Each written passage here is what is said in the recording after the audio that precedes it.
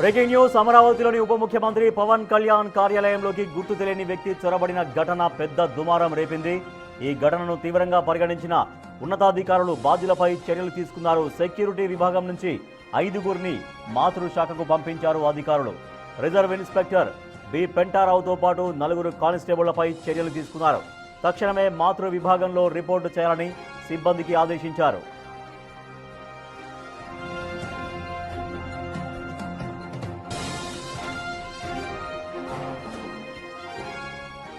అమరావతిలోని ఉప ముఖ్యమంత్రి పవన్ కళ్యాణ్ ఆఫీసులోకి గుర్తు తెలియని వ్యక్తి చొరబడ్డ ఘటన పెద్ద దుమారాన్ని రేపింది. దీనిపైన ఉన్నతాధికారులు వెంటనే యాక్షన్ తీసుకున్నారు. మా ప్రతినిధి శివ మరింత సమాచారం ఇస్తారు.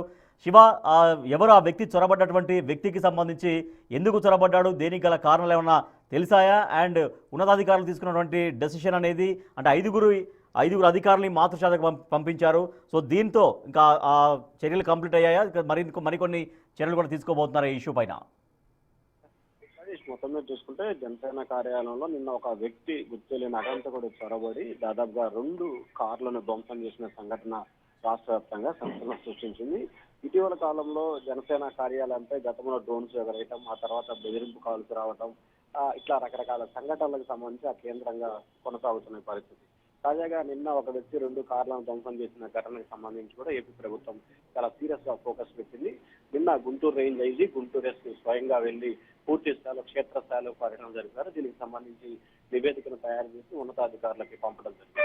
సాయంకాలం ఏపీ లాండ్ ఆర్డర్ డీజీ లడ్డా కూడా స్వయంగా ఆ ప్రాంతాన్ని పరిశీలించి అసలు ఏం జరుగుతుంది, ఏంటి, ఎవరి లోపం ఉంది, ఏంటి అనే దానికి సంబంధించి కూడా పూర్తి స్థాయిలో ఆయన క్షేత్రస్థాయిలో పర్యటన జరపడంతో పాటు పూర్తి స్థాయి వివరాలను సేకరించారు. దాడి జరిగిన ప్రాంతాన్ని అలాగే కార్లను కూడా స్వయంగా ఆయన పరిశీలించడం జరిగింది. దీంట్లో సెక్యూరిటీ విభాగం వైఫల్యం పూర్తి స్థాయిలో ఉన్నట్లు కూడా ఆయన గుర్తించారు. గుర్తించడంతో ఎవరైతే రిజర్వ్ ఇన్స్పెక్టర్ పెంటారావు ఉన్నారో ఆయన నిర్లక్ష్యం చాలా ఎక్కువగా ఉన్నట్లు కూడా అధికారులు ప్రాథమికంగా గుర్తించినట్టు తెలుస్తా ఉంది. ఎందుకంటే శివ, సెక్యూరిటీ విభాగం అక్కడ లేనప్పుడు వెళ్ళాడా? సెక్యూరిటీ విభాగం ఉన్నప్పుడే ఏదైనా చెప్పి లోపలికి వెళ్ళాడా ఆ వ్యక్తి?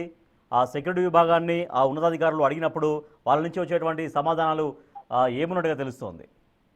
సెక్యూరిటీ విభాగం ఉన్నప్పుడే అతను వెళ్ళినట్లు కూడా వాళ్ళు చెప్పారు. అయితే జనసేన కార్యాలయానికి సంబంధించి కూడా కార్యాలయంలో నూతనంగా భవన నిర్మాణం జరుగుతుంది కార్యాలయం.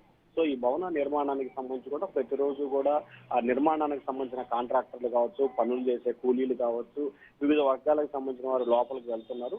ఆ వెళ్లే సమయంలో కూలీల ముసుగులో వెళ్లారనేది సెక్యూరిటీ అధికారులు ఉన్నతాధికారులకు చెప్తున్న సమాధానంగా కనిపిస్తా ఉంది. ఈ సమాధానం పట్ల ఉన్నతాధికారులు తీవ్ర స్థాయిలో అసంతృప్తి, ఆగ్రహం వ్యక్తం చేశారు. ఎందుకంటే ప్రతిరోజు కూడా పనిచేయడానికి కార్మికులు వస్తారు. సో వారందరినీ మీరు గుర్తిస్తారు, కానీ సడన్ గా కొత్త రకమైన వ్యక్తి లేదా అనుమానాస్పద వ్యక్తి వచ్చినప్పుడు ఎందుకు గుర్తించలేకపోయారని చెప్పి ఆయన సీరియస్ గా వార్న్ చేసినట్టు తెలుస్తా ఉంది. పూర్తి స్థాయిలో నిర్లక్ష్యంగా వ్యవహరించారు.